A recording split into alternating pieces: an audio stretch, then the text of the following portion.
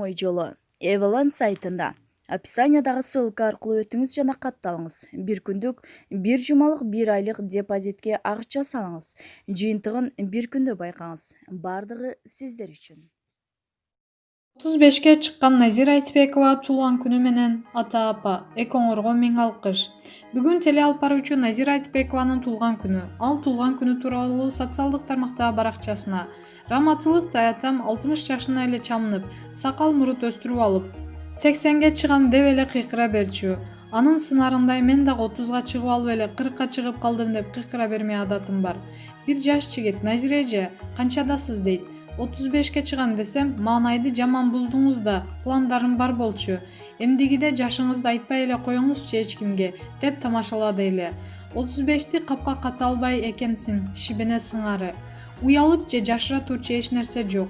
Карылыкка жеткен бар, жетпеген бар. Учурда гүлдөп, жашымдын эң сонун учуруна келген кезим. Болуп толуп 35 жылдык тажрыйба топтоп, аздыр көптүр Абдыркаттын кошо чогулткан учур. Ичимде сүйүнүч, кубаныч аралаш сезим негедир. Шүгүр кылуу, ыраазы болуу, бактылуулукту туюу, топук болуу сындуу сонун сезимдерди үйрөндүм. Артымды карасам, кайгылуу күн эмес, кубанычтуу учурлар гана тартылат. Демек, наалыбасам, шүгүр кыла алсам, жакшылыкты көрө алсам, бактылуулукту туя алсам, жашоонун сабагын жакшы окуган окшойм. Демек, 35 жылдыгым текке кетпептир. Кайсы бир күнү тарс үзүлүп кетсем да, кайгыра турчу, сана тартчу эч нерсем деле жок. Тарынткандарды кечирип, таарынгандарды жазып алгам. Өлүмгө бүгүн кетчүдөй дап-даяр, таптаза жыргап жашаш керек экендигин өмүр үйрөттү. Туулган күнүң менен ата апа экөөңөргө миң алкыш деп жазды. Маалымат булагы Барс Медиа Чекит Кейжи.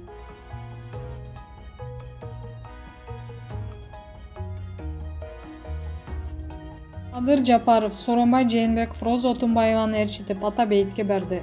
Жогорку Кеңештин төрагасы Талант Мамытов, Жогорку соттун төрайымы Гүлбара Калиева, экс-президенттер Роза Отунбаева жана Сооронбай Жээнбеков, президенттин аппаратынын жетекчиси Сүйүнбек Касманбетов жана куралдуу күчтөрдүн башкы штабынын башчысы Таалайбек Өмүралиевди ээрчитип, премьер-министр Садыр Жапаров бүгүн 7-ноябрда тарых жана ата-бабаларды эскертүү күнүнө байланыштуу Ата бейит улуттук тарыхый мемориалдык комплексине барды. Бул тууралуу президенттик аппаратынын басма сөз кызматы билдиришти. Иш-чаранын катышуучулары 1916-жылдагы Кооголаңда курман болгондорду эскерүү мемориалына, саясий репрессиянын курмандыктарынын эстелик мемориалына, жазуучу Чыңгыз Айтматовдун мүрзөсүнө жана 2010-жылдагы апрель элдик революциясынын баатырларынын мемориалына гүл коюшту. Аларга багышталып Куран окулду. Садыр Жапаров Бүбүрө Кыдыралиеванын, улуттук коопсуздук органдарынын кызматкери Болот Абдрахмановдун жана археолог Михаил Маскалаевдин эрдигин, алардын аракетинин арасында Чоң Таш айылына жакын жерде репрессияланган 138 адамдын жашыруун жана массалык түрдө көмүлгөндүгү коомчулукка маалым болгонун белгилеген. Эскерүү иш-чаралары Тазим тарыхый мемориалдык музейинде жыйынтыкталган. Маалымат булагы Фабула Чекит Кейжи.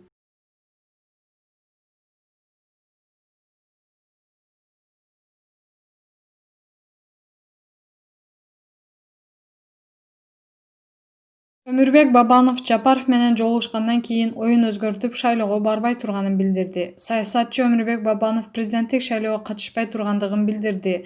Ал бул шайлоодо Садыр Жапаровдун талапкерлигин колдойт. Бул тууралуу Бабанов өзүнүн Facebook баракчасына жазган маалыматка шилтеме берип, Барометр билдирет.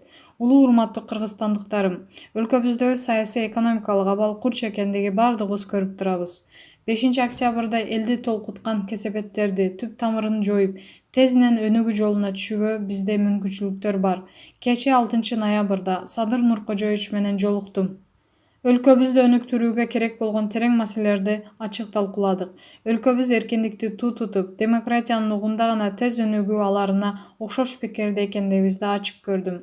Садыр Нуркожоевич мурдагы башкаруучулардын катарына кайталанбастыгын, олуттуу өзгөрүүлөр даяр экендигине көрдүм. Конституциялык реформаны да кеңири сүйлөштүк. Эң негизгиси бийлик бутактарынын тең салмактуулугун түзүү керек.